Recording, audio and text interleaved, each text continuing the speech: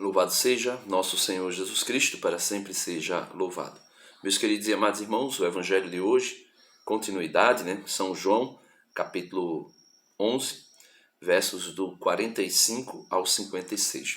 O Evangelho de hoje eu queria que você pudesse prestar bastante atenção, porque tem coisas aqui que pode fazer você entender toda a história da salvação. Então, Jesus é o Verbo eterno que se fez carne. No mesmo Evangelho de São João, no capítulo 1, versículo 14, vai dizer que o Verbo se fez carne e habitou entre nós. E quem era o Verbo? O Verbo, versículo 1 do capítulo 1 de São João. No princípio era o Verbo, e o Verbo estava com Deus, e o Verbo era Deus. E ele vai dizer que tudo foi feito por ele. Tudo que existe foi feito por ele. Nada do que existe existiria sem Jesus.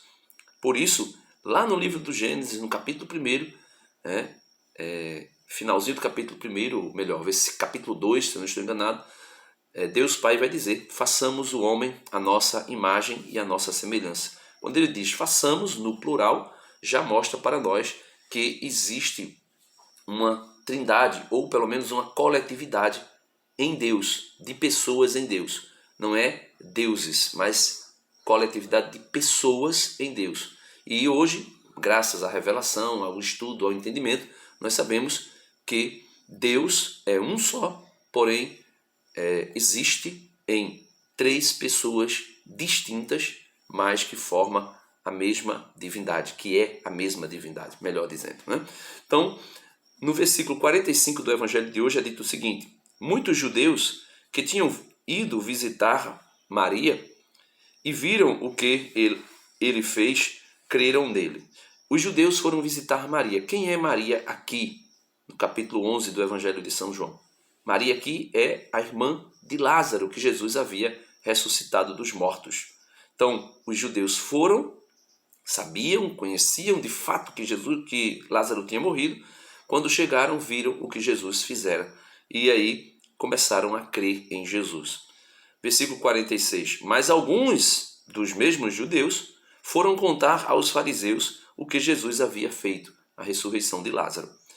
Os sumos sacerdotes e os fariseus reuniram então o conselho e disseram: o que fazemos? Este homem está realizando muitos sinais. Veja a inveja, A inveja que brota no coração dos sumos sacerdotes e dos fariseus. O que vamos fazer? Este homem está realizando muitos milagres. Se deixarmos assim, deixarmos continuar do jeito que está, todos crerão nele. Virão com isso os romanos e destruirão o santuário e a nação.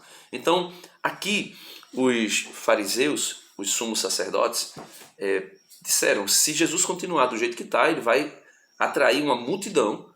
Os romanos, que era quem subjugava os judeus na época em que Jesus havia encarnado, iriam subentender que Jesus seria um revolucionário, que estaria, vamos dizer assim, que armando um golpe, juntando a multidão para se rebelar contra os seus opressores, contra Roma. E aí ele diz: se continuar assim, o Império Romano virá e destruirá o templo e também a nação. Vamos ser completamente destruídos. Semelhante ao que aconteceu no ano 70, que Jesus vai profetizar e Jerusalém é toda destruída. E aí tem a chamada diáspora, o povo judeu se espalha pelo mundo inteiro para não ser exterminado completamente. No versículo 49 é dito o seguinte: um deles, chamado Caifás, que era sumo sacerdote nesse ano, lhes disse. Então, Caifás, que era sumo sacerdote, a escala dele, naquele ano, ele estava escalado como sumo sacerdote para exercer as funções do sumo sacerdote, inclusive entrar uma vez por ano no Santo dos Santos, disse: não entendeis nada? Não verdes que é melhor que um só morra pelo povo e não pereça a nação toda? Então, Caifás vai dizer: olha, vocês têm que entender que é preciso que um homem morra, um só morra, para que a nação seja salva. Porque se deixar do jeito que está, os romanos vão destruir todo mundo. Então é melhor um homem só morrer para salvar toda a nação. Aí o evangelista São João vai revelar algo interessante para nós.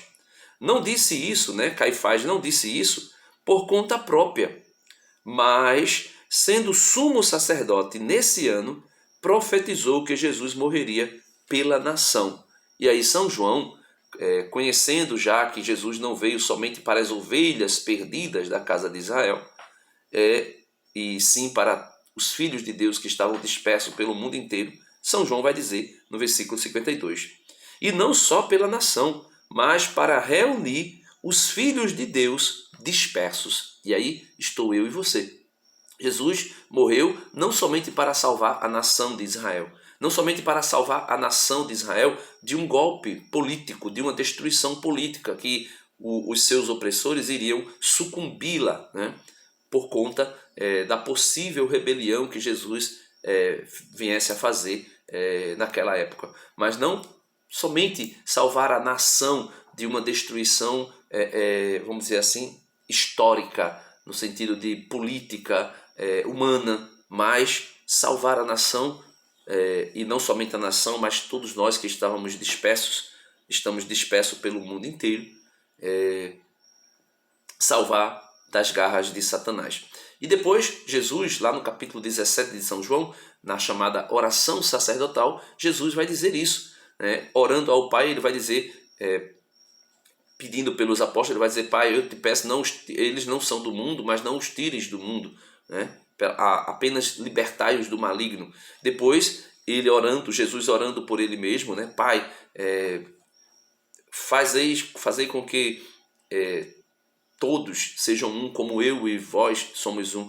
E depois, lá no final da sua oração, Jesus vai dizer: eu não oro somente por eles, pelos apóstolos, mas por todos que ouvirão a tua voz por meio deles.